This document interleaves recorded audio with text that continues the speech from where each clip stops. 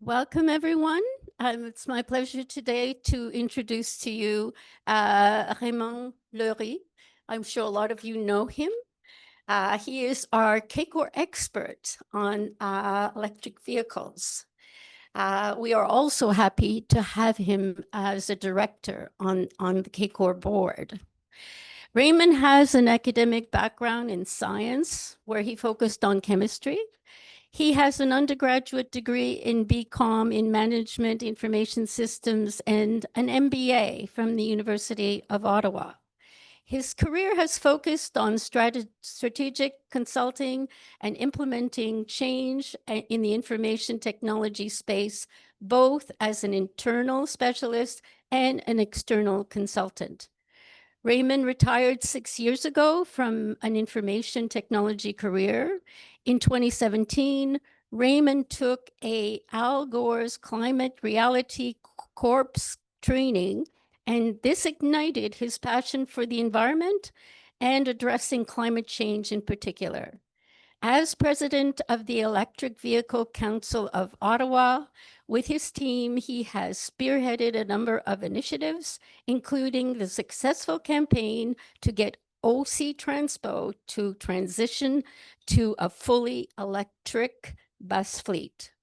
Raymond has spent much of his time searching and advocating for EVs of all sizes, from light duty to medium and heavy duty vehicles. Since retirement, he has leveraged his skills and focused on reducing greenhouse gases by driving change in the area of electrification, including the transition of electric transportation. The title of Raymond's talk today is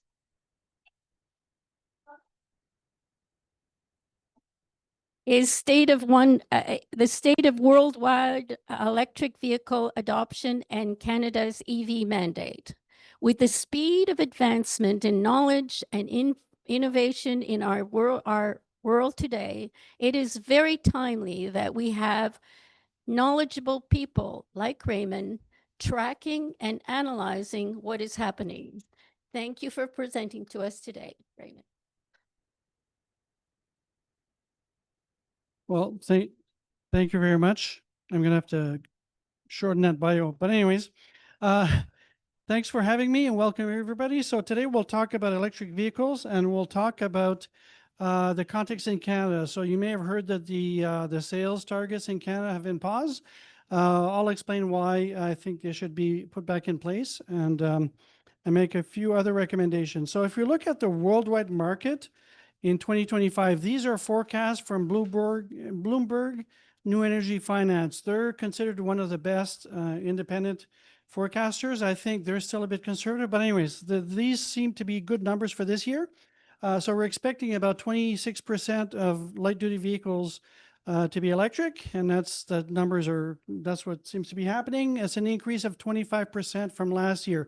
So if anybody tells you that sales are slowing or whatever, there may be some cases where sales are slowing for some reason or another in some country or some province or whatever, but overall worldwide sales continue to boom. Okay, if you look at buses, 43%, okay, large number, and 2 and 3 wheel vehicles, 45%. That's important for countries like Pakistan, India, China, but China's already transitioned their two-wheel fleet to electric a few years ago.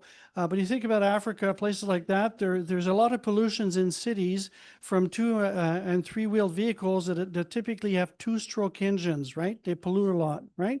So that's important for us to get away from that. Now, the first one there is trucks and vans and trucks.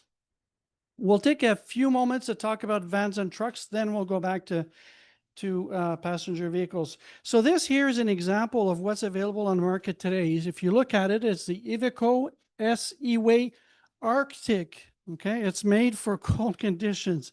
It's made to drive in places like Scandinavia. So this is a European model, right?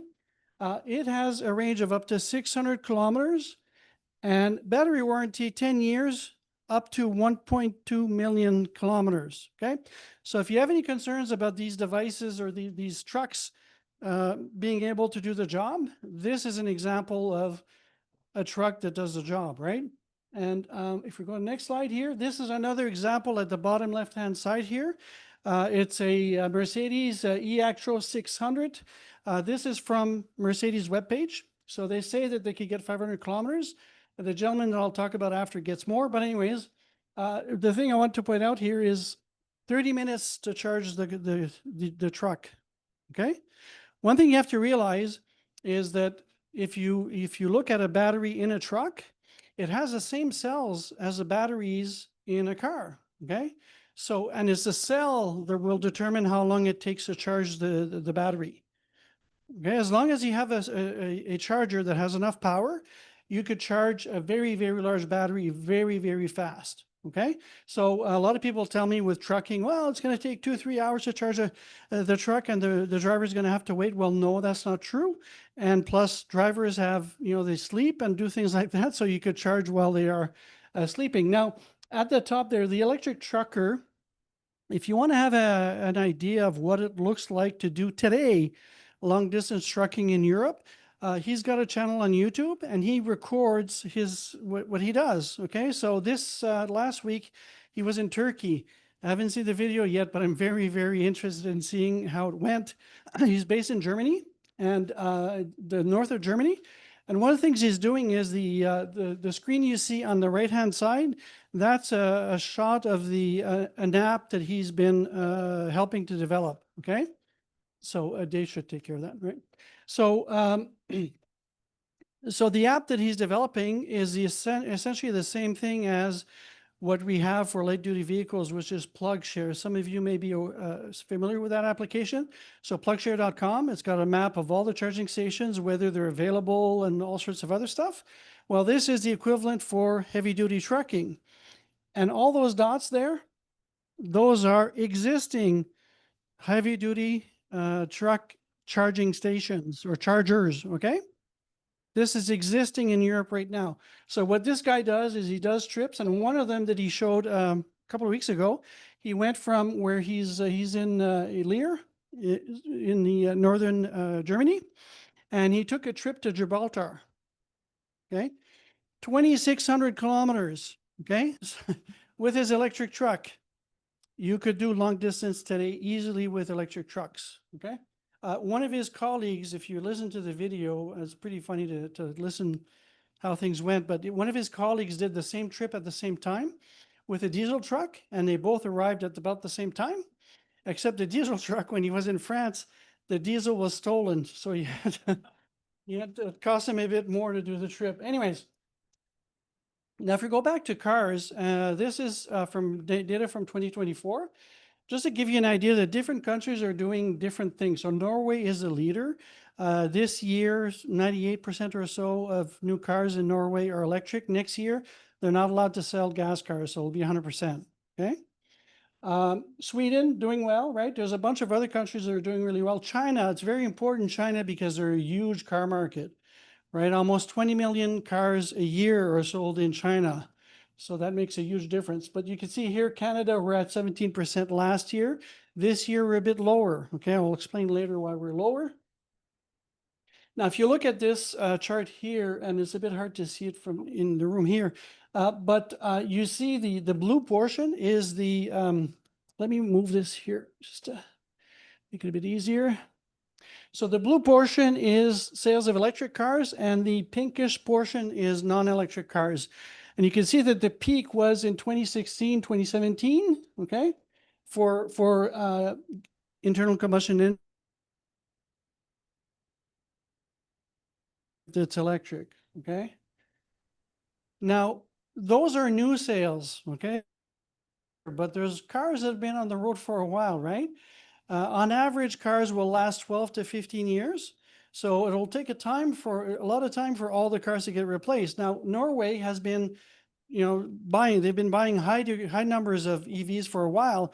So their fleet about 32%, so about a third as of last year of their fleet was already electrified. Okay, but it took a long time because year after year you have to replace all these old cars, right? In Canada here, we're at 4.2. And I would tell you that most of those are in BC and Quebec, about 4.2%, okay? Gonna take a while before we get to large numbers, okay? Now, a lot of people ask me, does this really make a difference in terms of consumption of oil and all that? Well, this is data that I was able to get about fuel consumption in Norway. So diesel and heating oil, the problem there is heating oil is part of that, so it does affect the numbers. There are diesel cars in Norway, but there's diesel trucks and all that, so the number is a bit hard to interpret in terms of the effect that EVs have. But if you look at the gasoline sales, 22% since 2016. So we have a 22% reduction in gas sales since 2016. Okay, I would attribute that largely to the number of EVs they have on the roads. Okay, so if you look at projections here, and this is from Bloomberg NEF, and they're projecting in the future what they think the market share will be. One thing I'll tell you, and I've said it before in other presentations, you look at up here at the left-hand side, that's a linear projection, okay? That is not the way technology gets adopted. Technology gets adopted by an S-curve, okay? You get an acceleration, and then when you get to the top, you get a plateau of adoption. And so there's a few things here that I would disagree with in these projections. So I think they're conservative, but the point is in 2030, they believe that about 40 million new vehicles that year will be sold that will be electric. That's about half of what the cars that are bought these days, okay? It's a lot of electric vehicles, and a lot of those will be replacing gas vehicles, right? Now, if you look at the things I have written there, so Thailand is actually ahead of the US, okay? So there's more in percentage EVs sold in Thailand than there is in the US. Other stats, so Canada here, they're saying that we'll be at less than 40% by 2030. I don't believe that. We were at 20% almost last year. And especially if the mandate comes back, there's no reason why we couldn't be well ahead of 40%. We were estimating around 75%, I believe, by 2030, okay? So this is very conservative. And why would China stop at 80%? On the right-hand side, they're looking at, that's a longer trend in terms of percentage of sales. Why would countries stop at 80%? I just don't see that. If you look at technology adoption, the way it happens is as the new technology takes over, it becomes harder and harder to support the older technology. So what we'll see at some point is gas stations will start closing down. Dealers won't want to sell gas cars because there won't be a market for it. And we've seen that in Norway. So there's a few brands in Norway that already don't sell gas cars because they're not selling enough to make it worthwhile, okay? So there's no reason to think it'll end at 80%, but what you could see is that things are increasing very rapidly. So in China, one of the reasons why things are going gangbusters there, Norway is a special case. Norway, they use tax incentives to make it cheaper to buy an EV, and that's one of the reasons why there's so many EVs in Norway. In China, what's happening now is the price of EVs is lower than the price of internal combustion cars, okay? And you see the numbers here for a small car, it's like 60% less, okay? So the cost of the car is less, operating the vehicle is much less. Why would you buy anything but an EV, right? Now, one thing to note in China, some of these small EVs are relatively short range, like 200 kilometers. But for those who are not initiated to EVs, 200 kilometers for in town is way more than enough. You don't need 1,000 kilometers of range, okay? But the bottom line here is China, because the prices are lower, it's even pushing the market much faster, okay? In Canada, which is similar to the US here, prices are still higher. And I'll give you an example here. This is a Ford F-150. When you're comparing prices of different models, you have to be careful. The first one, the XLT on the left-hand side, it's a different version of the XLT than the Lightning, which is full electric on the right-hand side. You see there's two door handles on one and just one on the other.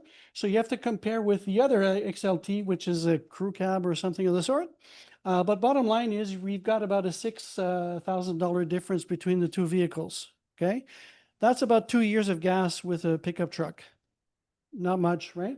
So you recover your cost quite fast. Now, if you look at it from a total cost of ownership perspective, which I think is what you should look at, so the cost over the time that you own the vehicle, this is from CAA's got a cost calculator on the web. And so it allows you to understand how much it would cost you for any vehicle that's on the market right now. Now, I have some beefs with some of the numbers they have, and we'll talk about that in the next slide. But what I did here is a comparison on the right-hand side of the Toyota Camry and the Hyundai Ioniq 5. Okay, very similar size cars, same type of function. And you can see that per year, if you're driving, and it's a bit in the room here, 10,000 to 15,000 kilometers a year, it will cost you $1,500 a year less to run this car than it would for a Camry. Okay, that's over $100 a month in savings, right? If you drive more, in my case, I drive about 30 or 40,000 kilometers a year, which is a lot. On the right-hand side, you see this is the same estimate, but with higher mileage, 25 to 30,000 kilometers. You see a difference of what, $2,700, right? So that's $200, more than $200 a month less to drive the electric car versus the gas car. Okay, so EVs today are much cheaper to drive than other vehicles. Now, I said I had a beef with some of the numbers in the calculator. Won't go into too much details, but one thing I'll tell you is these are the costs for the Ioniq 5 that they assumed. Okay, so they assumed that the average electricity economy is 18.7 kilowatt per hour. Well, that is very high. I was pulling a trailer with literally a ton of water today, and I was getting about that. Okay, so a car in the real world will get probably around 12. Okay, somewhere around 12. The average fuel cost is about that, right? It's about 136 in Ottawa right now, right? If you look at the last one, the average fuel cost for electricity, I did a calculation a little while ago, and I looked at how much does it cost me on average for every kilowatt hour that I buy, with everything included, admin fees and all the other stuff that you get on your hydro bill, right? My average was 12 cents a kilowatt hour. Okay.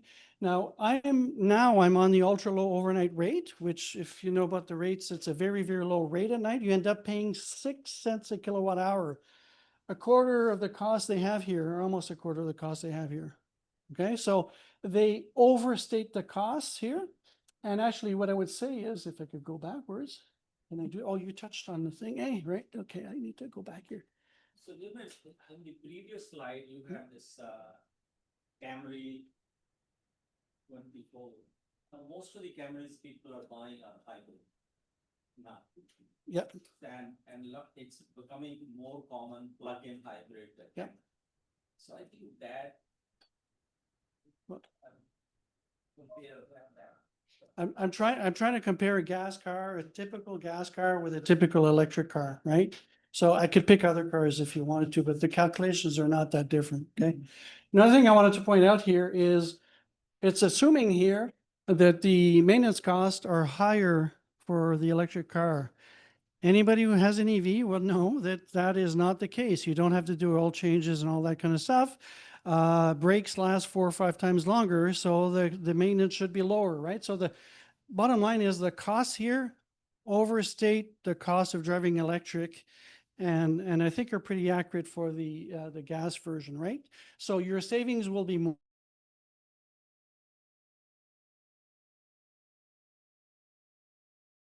costs. It asks you which province you live in, okay? And in my case, of course, put Ontario, and it told me that the Ioniq 5 at 10 to 15,000 kilometers a year would produce about 200 kilograms of greenhouse gases, okay? That's a tenth of the Camry, okay? Substantially less. Now, the reason there's 200 there is because we're burning gas at some times to make electricity in Ontario, right? Now you'll say, Raymond, what about, places where the energy is much, much dirtier? Well, I have examples here on the left. That's Alberta. Okay, so the emissions would be about 4 times what they are in Ontario. So 700 160 kilogram per year. And in Saskatchewan, which is the worst in the country, it's about twice as that again, right? So it's 1,346 kilograms. That being said, it's still a ton less than the Camry per year. Okay? We'll take questions after, right? So now let's switch to Canada and the auto industry and the mandate, which is what I really want to discuss today. So there's some quotes here, won't read them all, but Unifor is saying that we cannot surrender the future of EVs. So if you look at the Canadian auto industry, they're in a situation where there's a transition. They need to be on the train. They need to not be left behind. So if we don't move by doing things like building battery plants and having EVs built in Canada, the production is going to go elsewhere. We need to be on the train. We need to be driving the train if we can, right?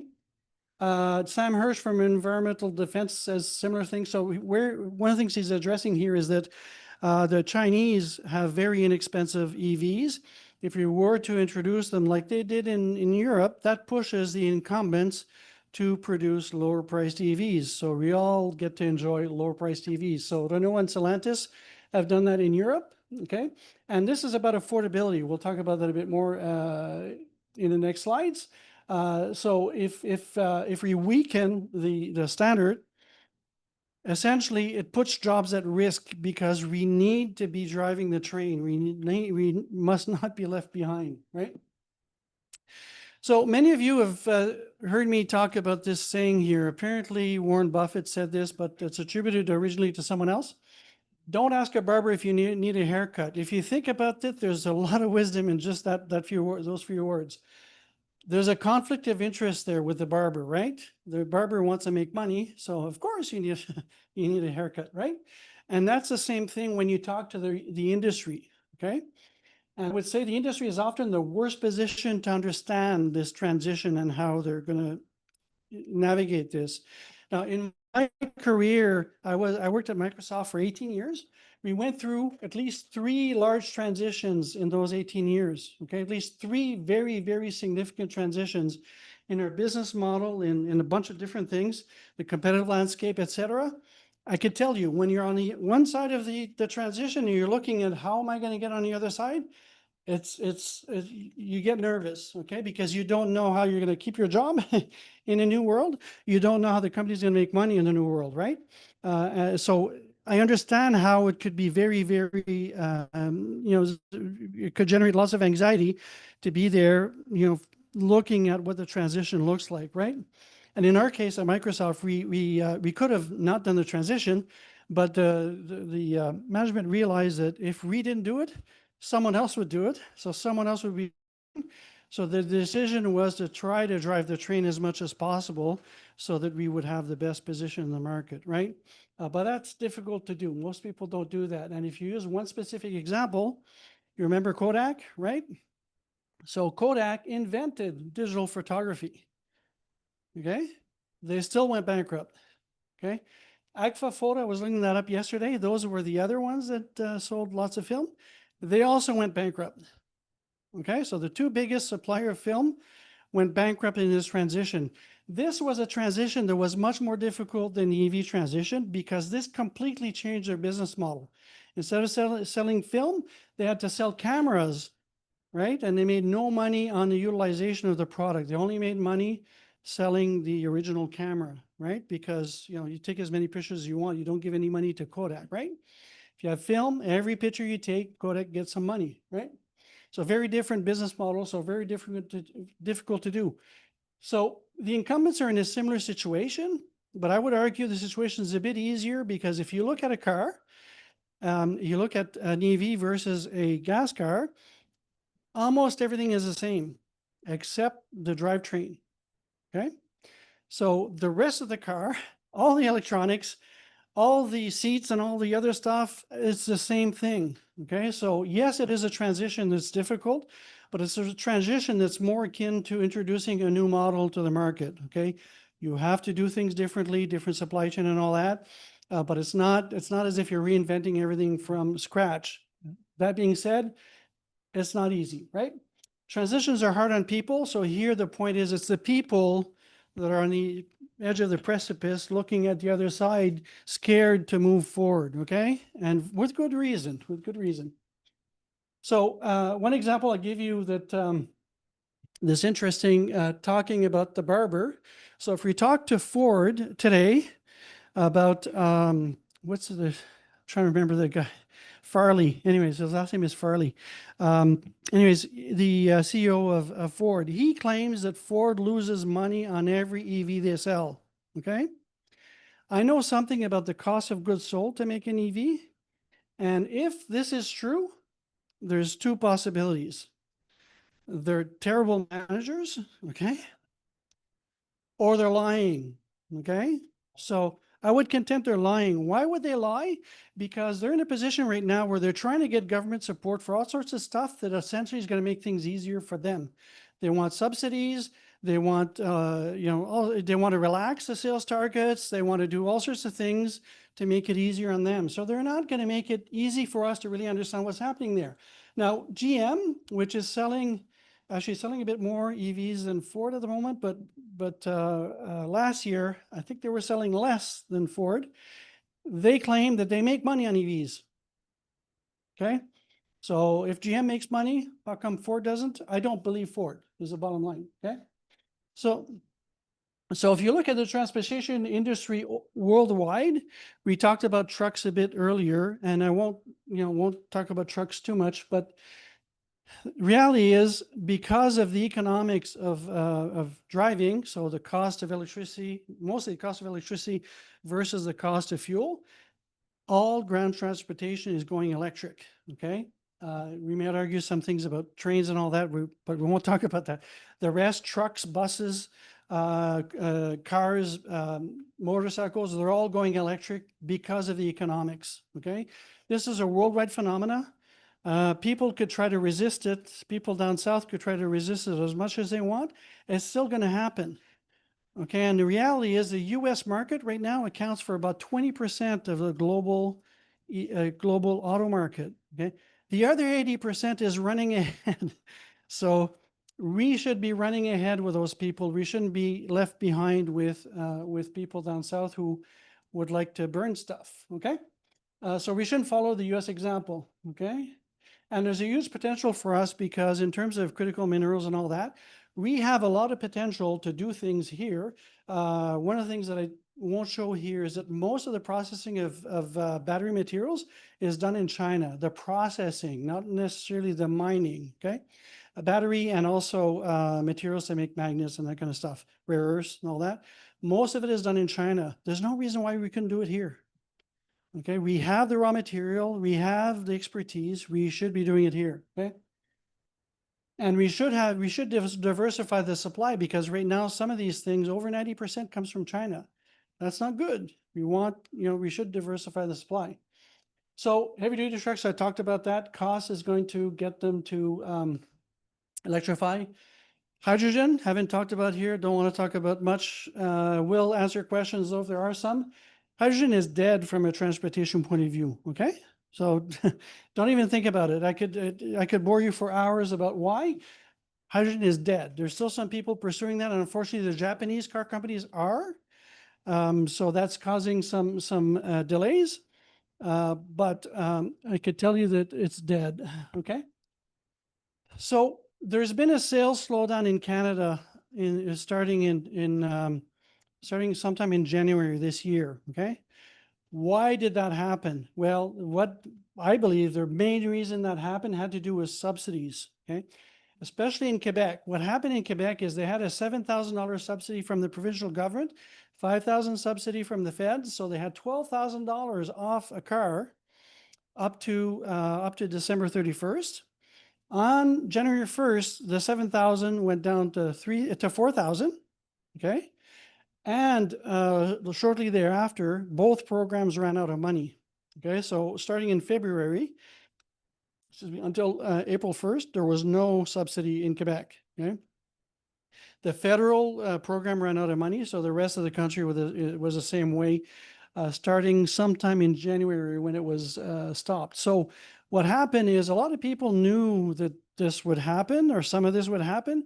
So the last quarter in Quebec in particular last year was really good for EVs. 42% of new cars in the last quarter of last year in Quebec were EVs, because people knew that to buy now because they would get the bigger subsidy, right? So right now what's happening is a lot of people are waiting.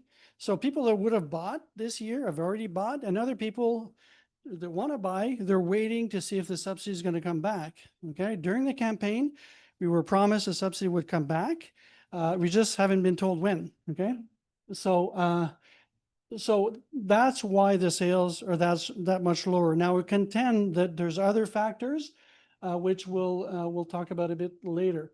So this I won't talk about too much, but essentially the uncertainty is a real issue. Okay, and actually it's reinforcing the negativity because the numbers, the sales numbers went down. People are saying, "I told you so. EVs don't sell," right? So so it's reinforcing the negativity, and we'd like things to go back to the way they were before as soon as possible. Okay. So let's talk about the sales mandate. So the intent of the sales mandate, contrary to what some politicians want you to believe, the intent is to force manufacturers to provide product. Okay, it's not to force people to buy an EV. It's to force manufacturers to provide product. Okay, so if you look at some examples, so there are a few models, and I could give you a bunch of examples here. This is a list of Ford dealers in the area. Okay, some of them have 0 EVs in inventory. Okay, are they going to sell them? No, they want to sell what's on the lot. Okay, you know this, right? So Barhaven Ford is the only one that's got lots of inventory. They actually had more than that, but they've been selling a lot lately. But the rest don't have that much. And you see Sterling Ford, they have a 2024 model, brand new, still on their lot. What that tells me is they're not trying very hard to sell it because it should have been gone already. Okay, they're about to get the 2026 models any day now. Okay, so another example. So that was Ford, and I could talk about all the auto manufacturers in a similar fashion. But if you look at Toyota, they have one electric car they sell in North America. It's a BZ4X, and you have to live in Quebec or BC if you want to buy it in Canada. Okay, I talked to Tony Graham. They wanted to bring some in and they wanted to sell some, but Toyota said no, you can't get any, even though they could sell them to Quebec residents potentially. They said no, you're in Ontario, you're not getting any at all. Okay, so if you're a loyal Toyota buyer, you can't buy an EV from Toyota. Okay? You simply cannot. Okay? So this is holding back EV adoption. Okay, and another contention we have is it's softening the targets would reward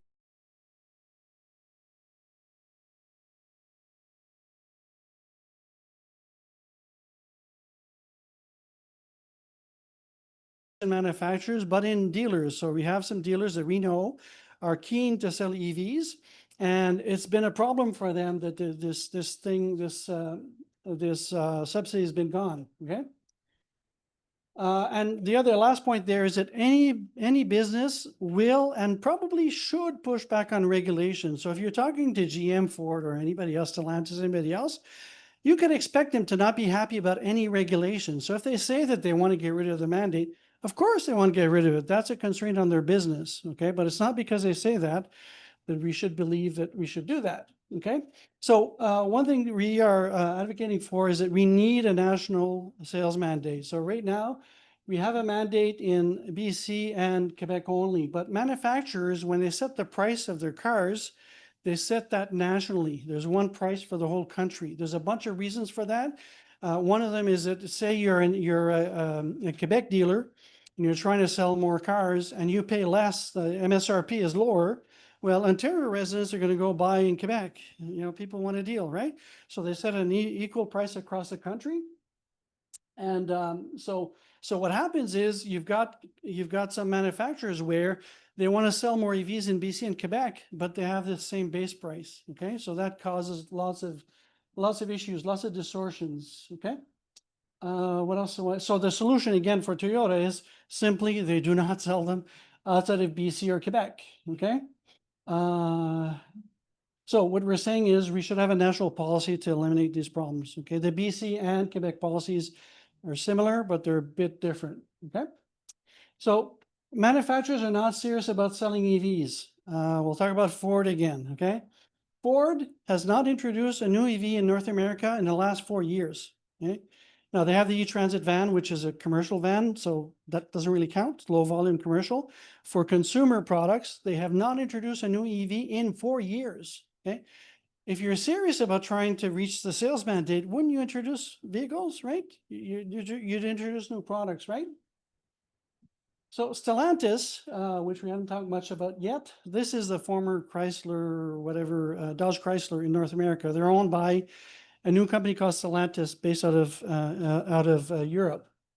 They have 3 models that are available right now.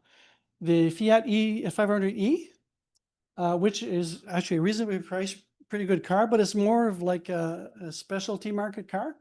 The Charger Daytona, that's a car that's almost $100,000.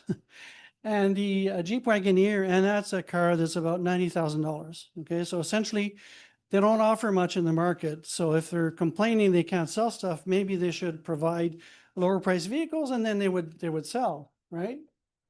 So all niche markets. So Volkswagen, they have 2 models. They have the ID4 and the ID Buzz. There's only 2 models, right? We'll talk a bit more about Volkswagen in a minute. Again, Toyota, we talked about that. Honda, they have a plan to invest $12 billion in Ontario to make a battery plant and an EV assembly plant and all that. They decided to postpone that because of soft sales, okay? Sales aren't soft for one thing, but Honda does not make any EVs in North America. They sell 1 EV and it's made by GM. Okay? So they haven't done anything and they want to slow it down because they're saying sales are soft. Well, maybe sales are soft because you're not trying to sell any of this stuff. Okay. Mazda, that's another story. They had an MX-30, which was not a very good car. So it was a market failure essentially. Nissan, they lost their lead 12 years ago. The Leaf that they sell today is still essentially the same Leaf they sold 12 years ago with a bit of a bigger battery, but the same technology that's got all sorts of issues. But anyways, I won't cover all the car companies here, but it's just to give you an idea of what we're seeing. Okay, so now if you look at European EVs, and you'll see why we'll look at these a bit later. So 2 examples here. Nissan has the ENV200. They sell the NV200 in Canada. It's a small van that's used by plumbers, electricians, and people like that, delivery vans. But they have a full electric version of it in Europe and for sale for at least 5 years, I believe. So a long time. The Volkswagen has the ID3 in Europe. That's a picture of the ID3 there. Beautiful car. It's about the same size as a Golf. We believe it would sell really well here. And actually, Volkswagen thinks it would sell well here, but not in the US. So what they're saying is Canada's too small a market to bring them. So they will not spend the money it takes to get the cars through Transport Canada's process to homologate them for sale in Canada. Okay, it's just too much money for the amount of sales they'll have. So our contention is vehicles that are safe enough for Europe are safe enough for us. Okay, actually, I'd go a bit further. Vehicles that are safe enough for China are safe enough for here. And we'll park that, but the vehicles in China, contrary to what you may expect, very safe. Chinese people don't want to lose their family either, right? They're not different from us. So what we contend is we should allow European EVs in Canada without having to go through Transport Canada's process, okay? Now, let's look at the impact on Ford. I think that's the next slide. Okay, so look at Ford. So I already said they only have 2 consumer EVs in North America, haven't introduced one in 4 years, okay? The next one they've announced will be in 2027, okay? Meanwhile, in Europe, they have 4 models that they don't sell here, okay? The Puma is a small car. We'll see a picture on the next. The E-Transit Courier, that's a small van similar to the ENV200 from Nissan. Capri is similar to the Mach-E, which they sell here, and the Explorer is like the Explorer they sell here, okay? They're making a Bronco EV to sell in China. Why can't they bring it here? Okay. So if you look at pictures here, this is the Mach-E that's sold in North America at the right-hand side, the Capri beside it. You see the size comparison there?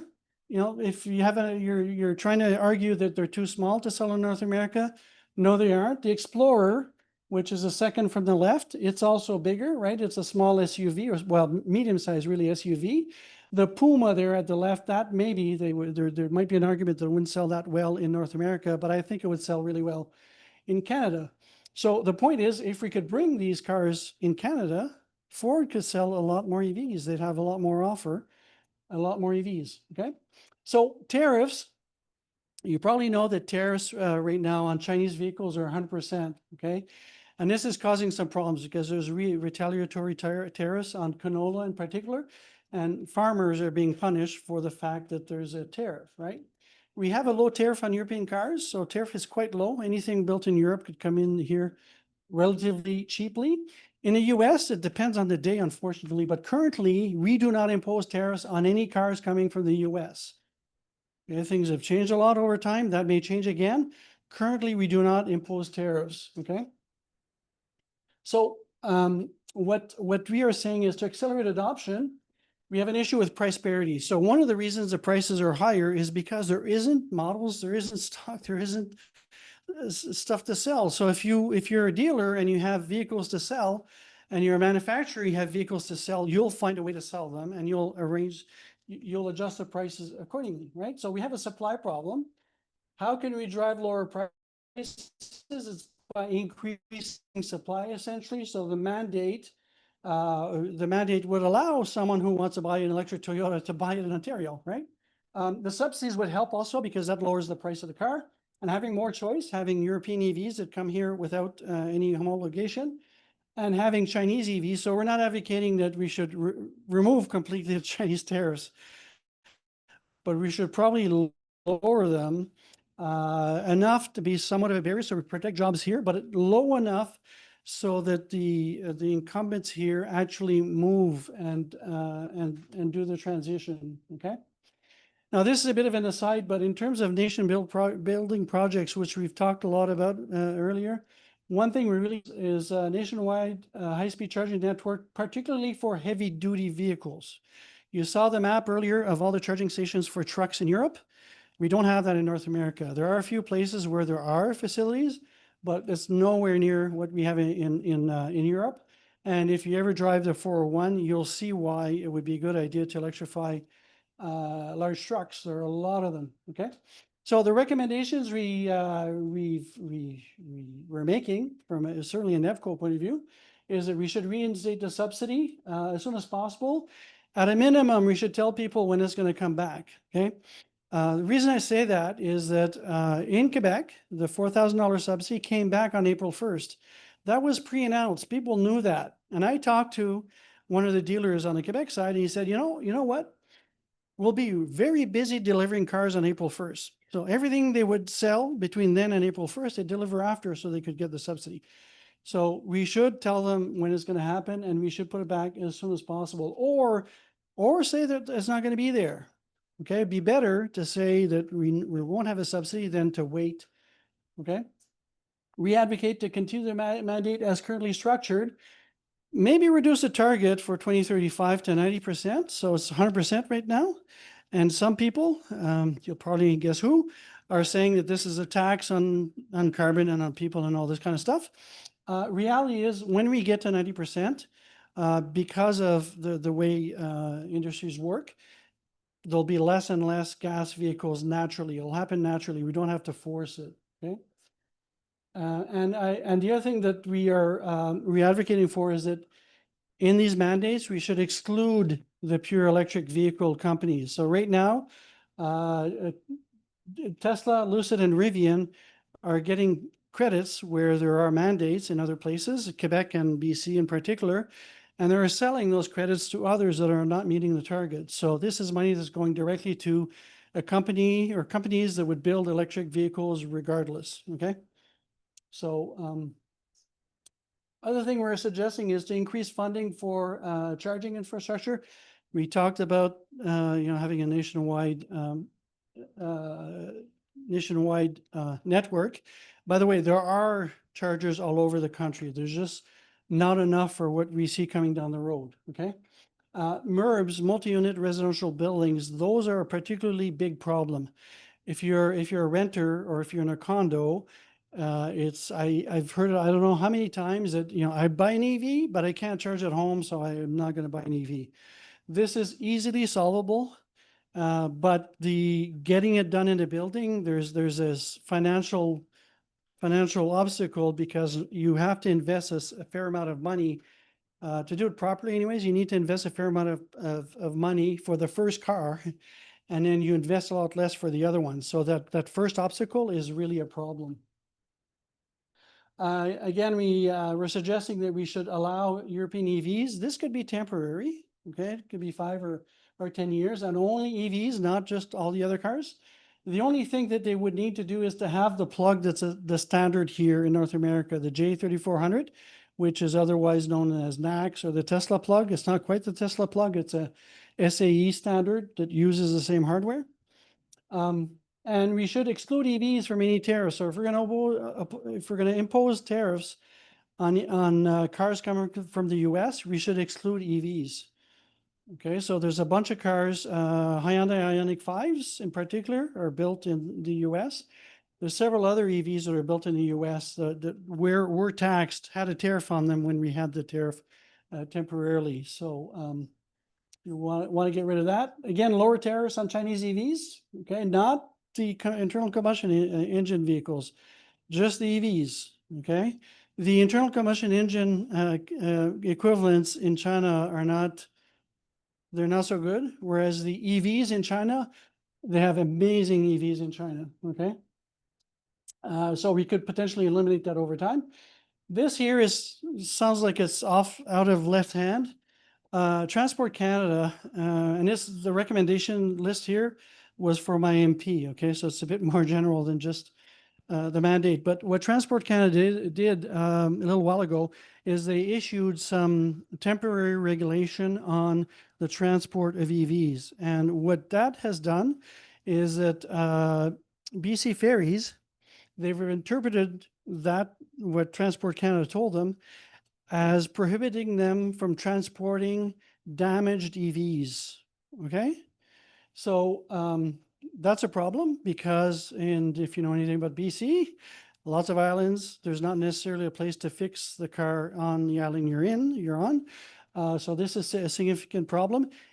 Maritime, whatever it's called, the equivalent on the east, they haven't done that. All they've done is they identify the EVs that come in and they put them in the same spot together. That's all they do. So what we're advocating here is that if a vehicle has been damaged and it hasn't caught fire in, say, like 24 hours, it will not catch fire. Okay, so let them put them on the ferry. Okay. There's someplace in the world where they were they were thinking of mandating that if you were going to go on a ferry with an electric car, your battery would have to be at a very low state of charge. Okay, that is really problematic because it's very hard to, time things to make that happen. Okay, so that is it for the moment.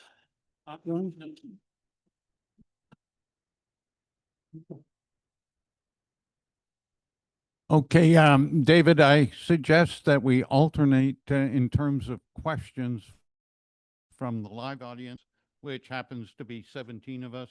Online, I'm seeing 11 names, so this is quite a good turnout. I'll go first, David, if you want to turn your video on so we can see that you're actually receiving what I'm saying. What I'd like to ask Raymond is, of course, the interesting question, and that is the Trump factor in EV sales, not only in Canada, but the US and I dare say around the world. So I think I covered that partially earlier, but the US only represents 20% of the car market, for one thing. And it's not because the king says you shall do, the people do the thing you shall do. And we're seeing that in many instances. So we expect that EVs will still continue selling in the US. It won't be as good. He might impose other regulations that will slow the sales of EVs, but we don't expect that to change fundamentally, because the reason people are going to electric fundamentally, well, they're better vehicles, by the way, okay? They are better vehicles, and we could talk about that. More practical and all that, cheaper, but it has to do with the economics, right? It's like heavy duty trucking. Why are people in Europe doing heavy duty trucking? And heavy duty trucking is exploding in Europe. It's because it's much cheaper, right? If you look at the cost of running a truck, about half the cost is labor, and about half the cost is the fuel.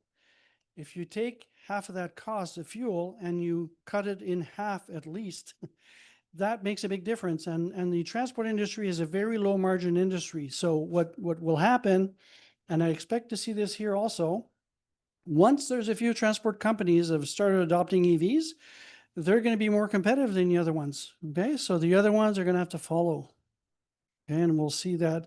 And actually, I think that the heavy duty sector will actually electrify significantly faster than the passenger vehicle segment. The reason I say that is trucks, or the purchase decision for a truck is made by an accountant who will objectively look at the numbers, whereas the purchasing decision for an EV, there's a lot of emotions there, you know, range anxiety and all these things, this misinformation that's keeping people from buying an EV.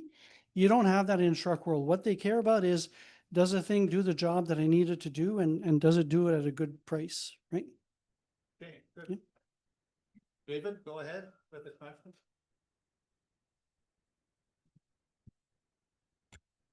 If you meant me, I didn't have a question, but I do see that Charles Hall has his hand up. Sure. Yeah, I have two questions. I don't know where my picture went, but I'm here. Can you hear me? Yes, we can hear you. Okay, question number one.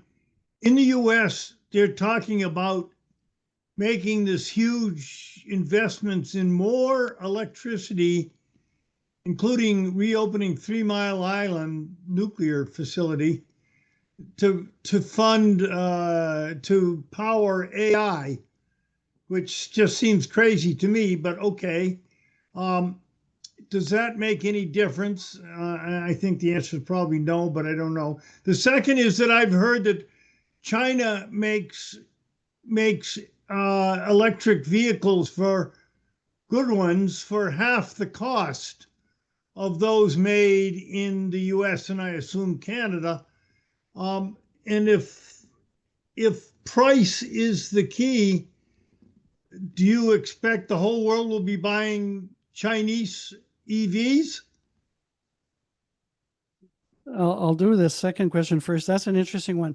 What I would say is, if you look at what's happening in Europe and in Mexico, Australia, a bunch of other places where the Chinese have introduced vehicles, they are selling very well. Okay, they're taking market share, lots of market share. So there's a real serious issue there that they could take over the world automotive market. And actually, that is specifically their intent. Okay, the Chinese government, when they decided that EVs were the future, they put a lot of effort into EVs in all sorts of ways, thinking that this is the technology of the future, and we want to have the market share, right? So there's a chance they would end up having a very large market share. And yes, vehicles in China, there are some that are considerably cheaper than either cars in Canada or the equivalent gas vehicle in China, right? So in China, if you're buying a car today, it'll cost you less to buy an EV than to buy a gas car. So it,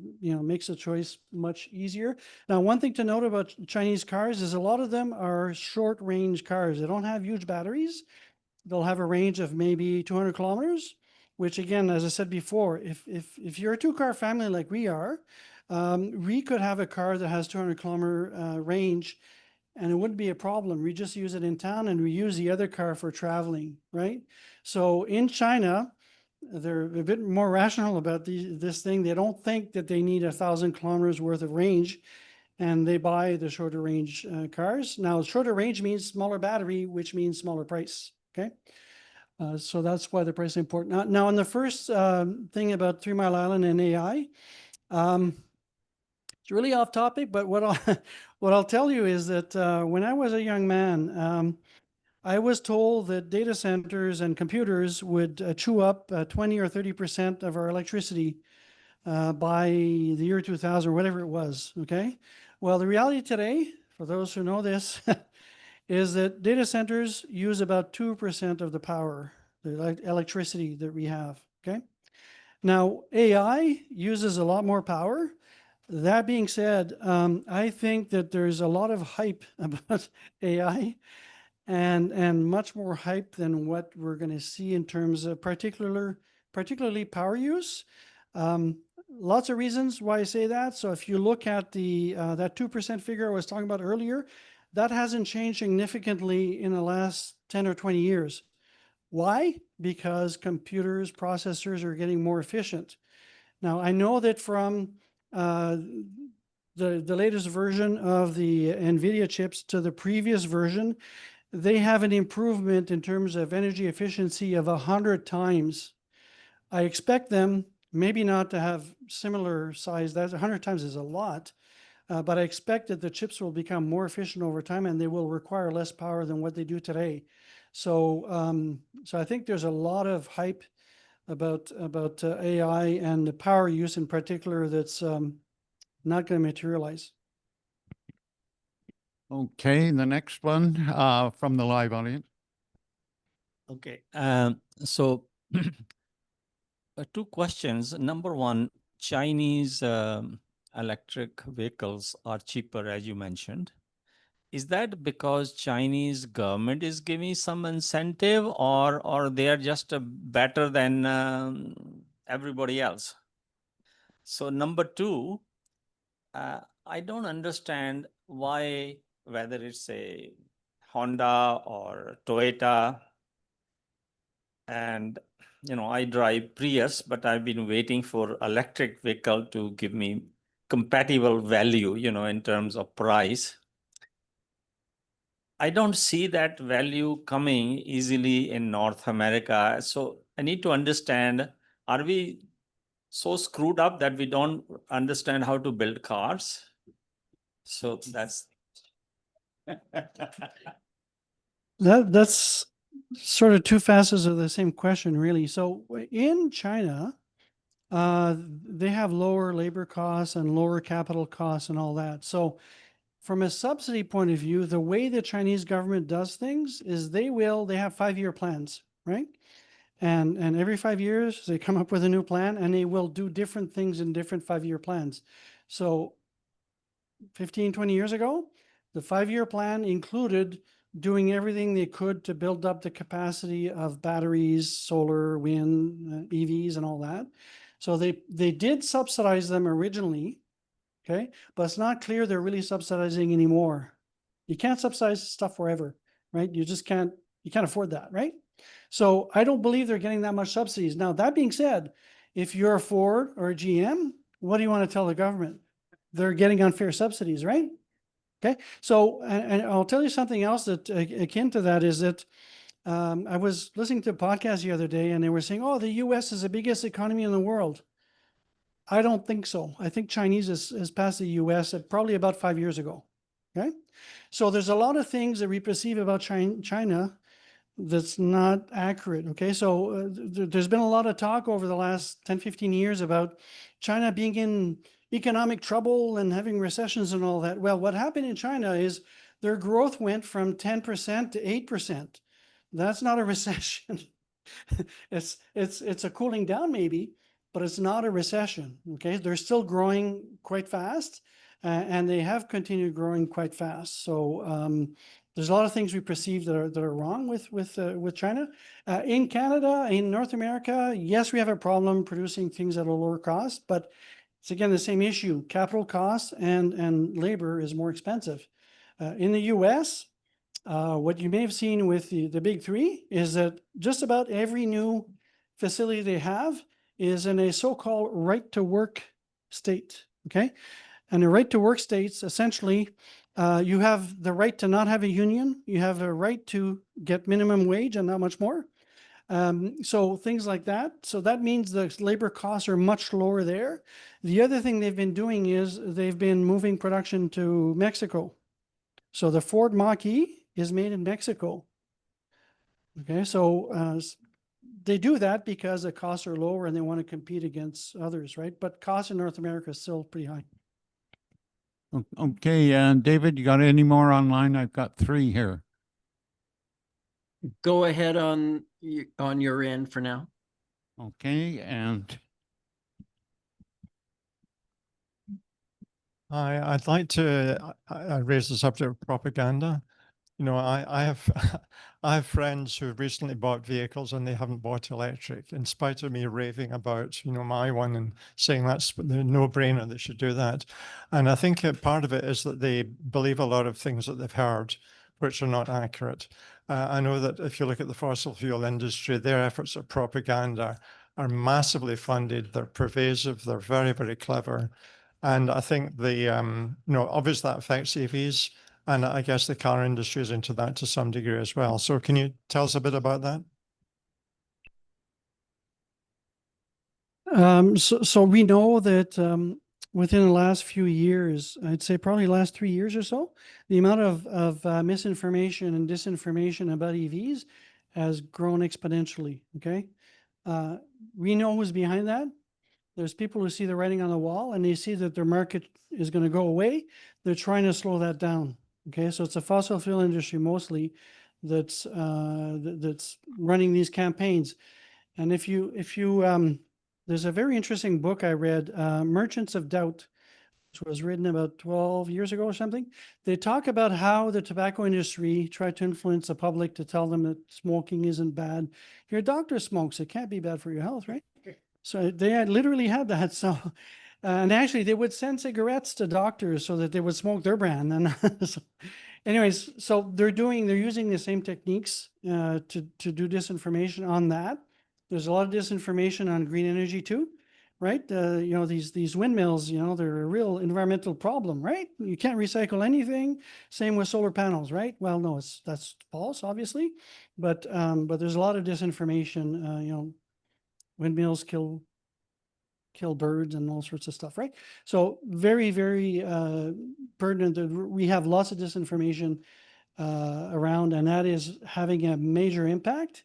When I first started doing EV stuff, which was probably 10 years ago now, the questions I would get is, oh, there's no gas? Or well, how far does it go? Things that really mattered about understanding the product. Now the question I'll get is, well, I heard these batteries go to landfill. They're not recyclable, right? And I hear that there's people in the DRC, kids that are mining cobalt and under terrible conditions, and you have cobalt in your car, right? Isn't that a problem, right? They don't mention that there's cobalt in your phone, but anyways, that's a different story. But yeah, there's a lot of stuff like that that gets spread around, and often the media, the mainstream media, will fall in those traps and repeat this misinformation. So it's a serious problem. I was just thinking of misinformation and a Neanderthal saying, I didn't get these severe headaches until they started shooting those bows and arrows. Thank you, Raymond, for a wonderful talk about EVs and doing it with a sense of humor which is infectious. It's delightful. Look, we have a prime minister who wants to have nation building projects. Okay, his first tranche are projects which are close to completion anyway. So what he will probably do, if he's able, is to just cut some red tape. Now, as a former bureaucrat who tried to cut red tape from the inside, I'm in support of most of that. But if you could get an appointment to talk to the Prime Minister about a nation building project, not necessarily very large to start with, to get us from fossil fuel vehicles to electric vehicles, what would your advice be hinged on?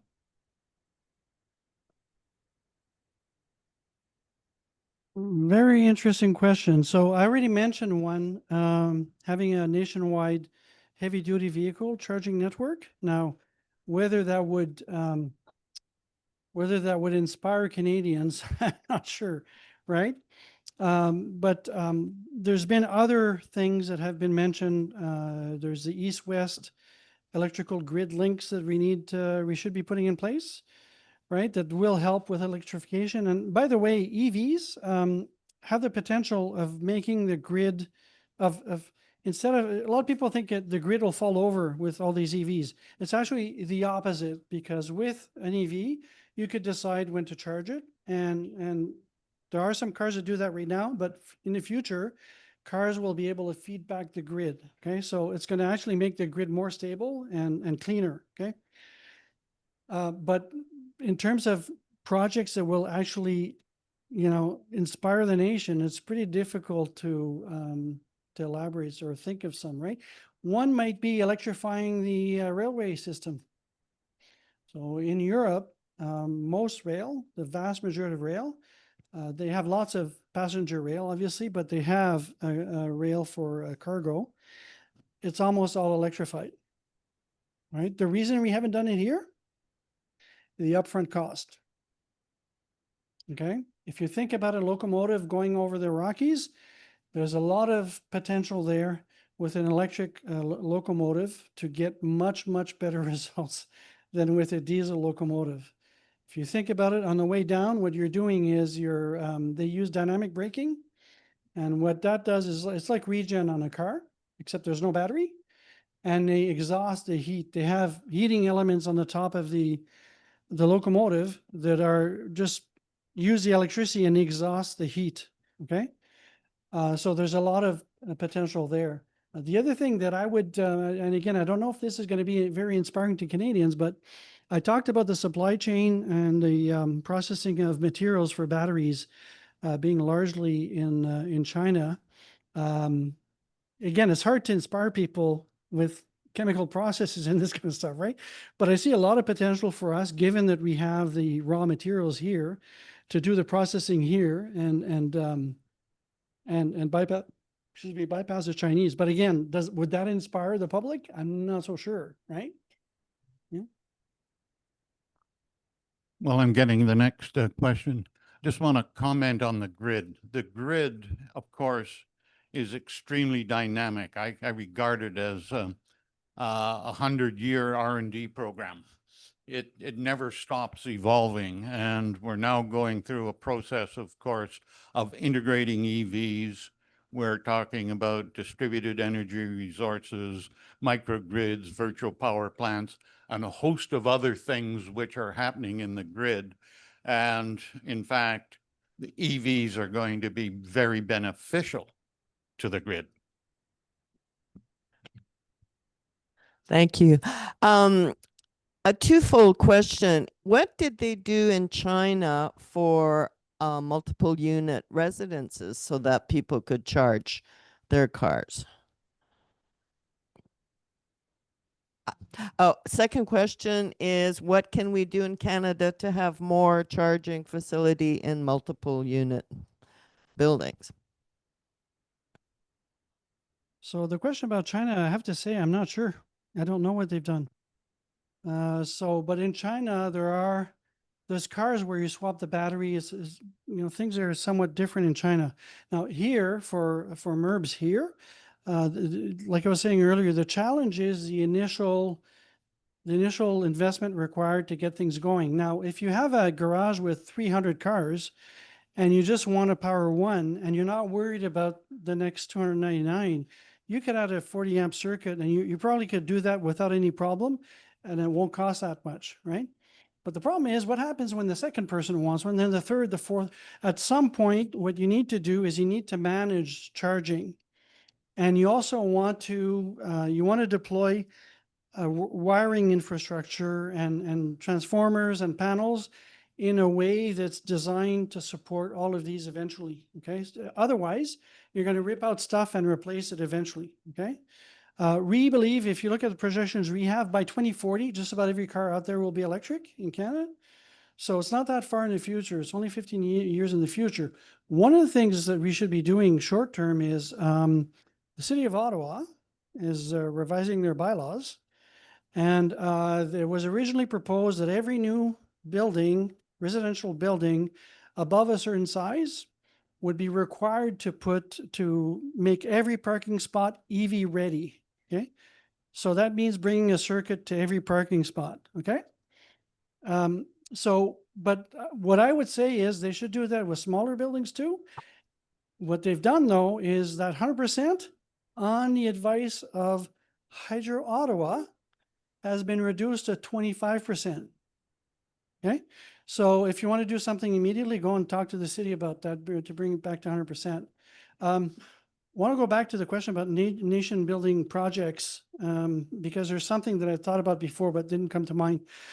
You probably heard in Nova Scotia they're looking at deploying massive wind farms, right? And the wind farms they're looking at would be enough to supply 30 million homes. Okay, that's a lot of power, more than they need in Nova Scotia. Okay, so and similarly in Alberta and Saskatchewan, they have the best insulation in the country, so they have the best solar resources because they have very little cloud cover.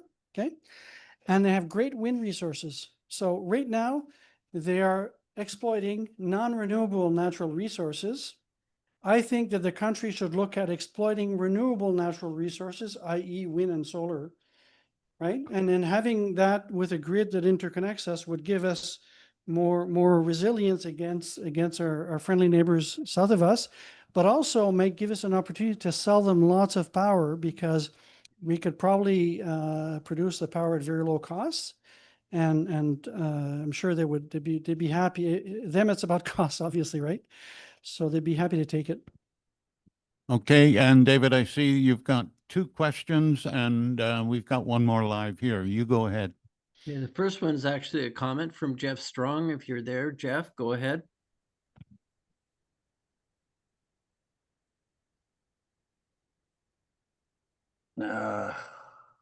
Just go with the question. It's okay. Okay, it's not a question. Anyway, can you hear me? Yes. So I live on Vancouver Island. I drive about 20,000 kilometers a year. And we have 2 vehicles, an older 2012 Honda CR-V. You know that's not an EV. The cost of it, if I drive it, is about 18.7 cents per kilometer. That's averaged over a year. We also have a 2023 Nissan Ariya EV, and the cost for it is about 9 cents per kilowatt hour. And so just to summarize it, if I drive 20,000 kilometers with either one, but the Honda would cost $3,740 a year, and the Nissan just $350 a year. So my saving with the Nissan is $282 a month. Needless to say, I don't drive the CR-V very much anymore. And my wife won't let me sell it because it's sort of her car.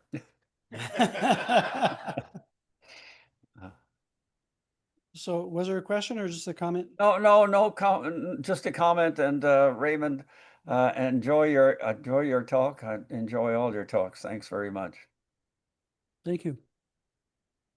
Was there another question online? Yeah, question? there is from me, actually. Sure.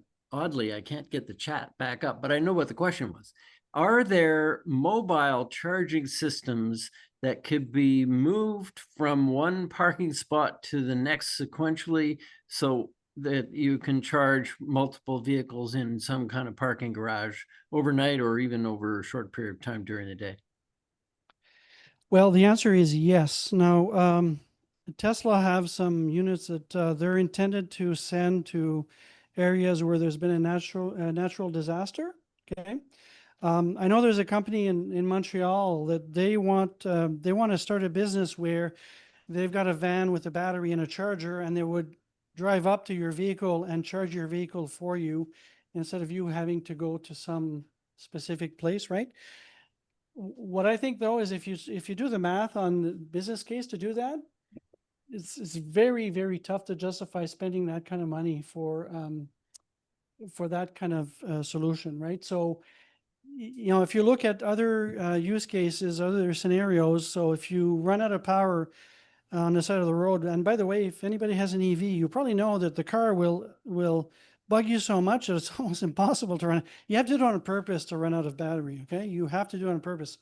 Now, if that would happen for whatever reason, what is more practical to do is simply bring the car to an existing charger. So put it on a tow truck or flatbed and bring it to an existing charger. It's a lot cheaper to do, and we already have the trucks to do that, right? Okay. Does that answer the question? Yep, thank you. Okay, thanks. Okay. Charles has. Yeah, we got another one here. My car won't let me leave the garage if I'm empty. Okay, well, I'm going to go back to the beginning and the fundamental fact that we don't have a car industry. We have a car industry in Canada, but we're linked with the US. And so it's the Fords, the GMs, et cetera. There isn't a Peugeot or a Volkswagen that we're defending as they are in Europe, and they say, don't let the imports, it's going to affect our industry. Norway, as far as I know, doesn't have a car. So their incentives were built on a market. And so I'm saying, how free are we in Canada? And I'd like your opinion on that, because you're also to develop incentives, because we're really constrained to really open up to other markets. All questions are good, but that one is particularly good. So if you look at the auto industry in Canada, we do have a very large auto industry in Southern Ontario, mostly. It is mostly foreign-owned companies that do that. Now, there is one big Canadian company that's part of that. It's Magna International.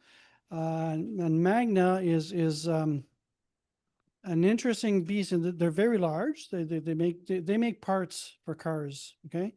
With one exception, they have a plant in Europe. I think it's in Belgium, where anyways, they build full cars there. So Magna has factories where they build full cars, right? So Magna might want to start building cars here. Now, if you look at what's happened with other new car companies, if I could put it that way, so Tesla, Rivian, Lucid, you probably never heard of Lucid, right? Some of you had. Most people haven't.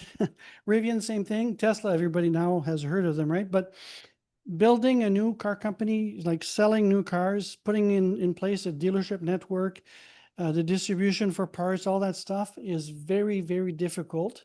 And it's one of the reasons why there's been very few new car companies in the Western world. China's a bit different.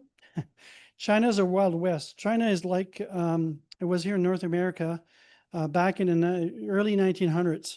Okay, there were literally hundreds, if not thousands, of auto manufacturers in North America at the time, right? But they all consolidated into very few when they started doing mass production and all that, right? But the real problem is a barrier to entry there. Now, what the government is really concerned about is that the car companies have been saying that, if you put this mandate, we're going to make the cars elsewhere. Well, that's a threat. Now, is that a real threat? Like, is it something they can really deliver on? Well, if you look at the situation, they have lots of very expensive plants that are in Canada. They'll want to use them, okay? The other thing is that it's not because you make a car here that it has to be an EV. Right? We don't have to be making all the cars in Canada don't have to all be EVs. They could be any car that we sell elsewhere. Well, we want it, but we prefer that. We'd prefer that. But what the incumbents are telling us is that if we have this mandate, we're going to have job losses in Canada. Okay. I think that's an idle threat. Okay. But it's very easy for the government to say, I'm not sure, so I'm going to listen to what they have to say, right? But it's a significant problem for Ontario because there is a significant amount of parts manufacturers and all sorts of stuff in Southern Ontario that would disappear if the auto industry relocated completely to the US, right? Yes, that absolutely drives the political stance. And actually, my understanding is the reason Ontario never implemented, back before Ford, the reason Ontario never implemented a sales target is because the auto industry told them the same thing back then. Yeah. Okay, we seem to be running out of time here. David, the last question, probably Charlie Hall. Yeah, go ahead, Charlie. I've been sitting here contemplating a locomotive going down the Rockies and recharging what? Is this overhead wires or let's just have one locomotive going up the Rockies and another one going down? How do you feed the power from the downhill generating locomotive to the uphill going locomotive? I've been stewing on that since you raised the question, and I can't figure it out.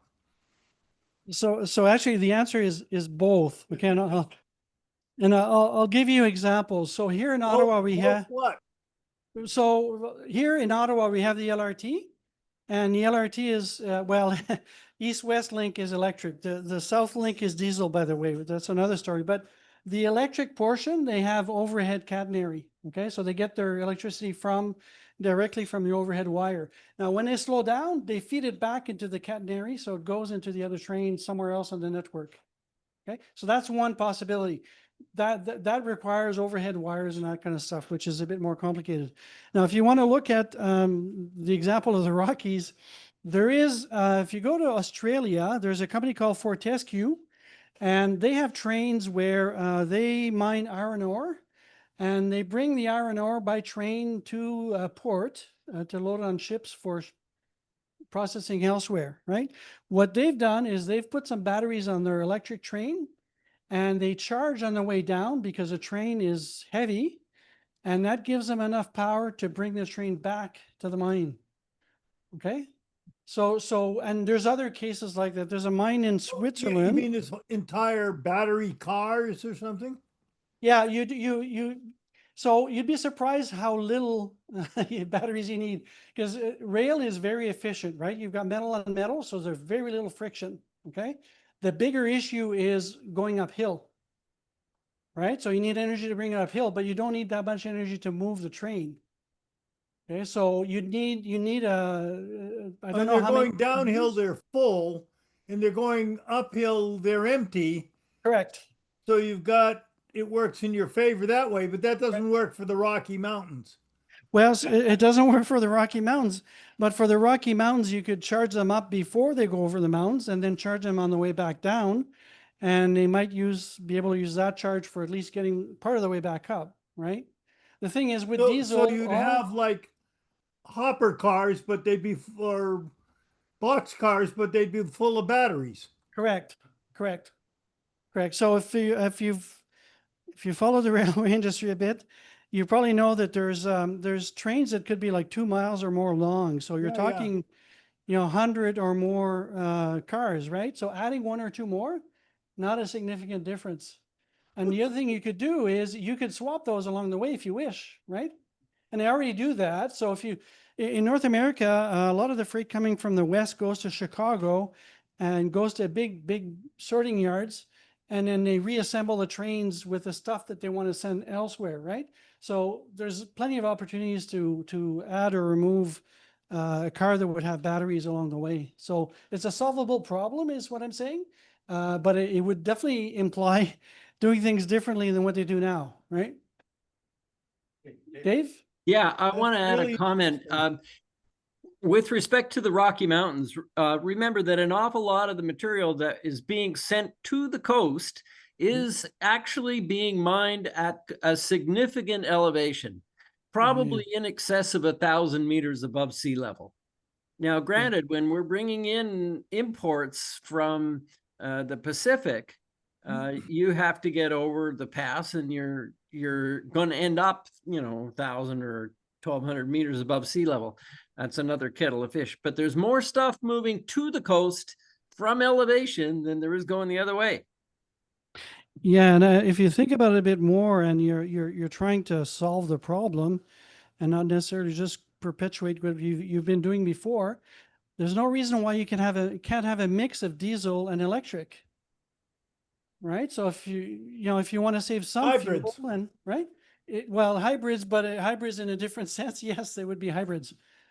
So there's a lot of ways to solve this problem, and there's a lot of people actually working on solving the problem. So Okay, we used to good put talk, Raymond. we used to Good put the talk. equivalent of a car full of batteries right behind the engine. It was called the coal car. Yeah. Okay, and with that, we'll wind up this session, and Madeline will thank her, Raymond. Well, on behalf of everyone, Raymond, thank you so much. That was a very rich, knowledgeable, and a great putting us up to date where everything is in the world. And I know a lot of people appreciated it. Thank you very much. And one of the things we got to understand a little more is, the wealth of information that's out there, also the roadblocks and the political and geopolitical roadblocks as well. So thank you very much. It really helps to give us a better picture. Yes, everyone. Yeah. Thank you. I want to thank everyone who joined us in person here today. For those of you on Zoom, it was really wonderful to see familiar faces again. We got to do a lot of talking and had some good food. I hope we'll continue to do some of these. It was a first trial today to do Zoom and an in-person. So I think that Art and Raymond deserve a round of applause for doing that in this area. Thank you. And I just want to say on behalf of KCOR that please come and join us. Visit our website at thecanadiancore.com, where you will find more information, and subscribe to our newsletters, stay informed, follow us, become a member, and donate. And I also want to say that there is another in-person session event in the next couple of weeks, and it'll be on October 3rd. A lot of you have received the invitation already. It's at York University. So anyone visiting Toronto at that time, please go, and I think you can join also on Zoom. So, all right. So, and thank you all for joining us today. Okay, bye.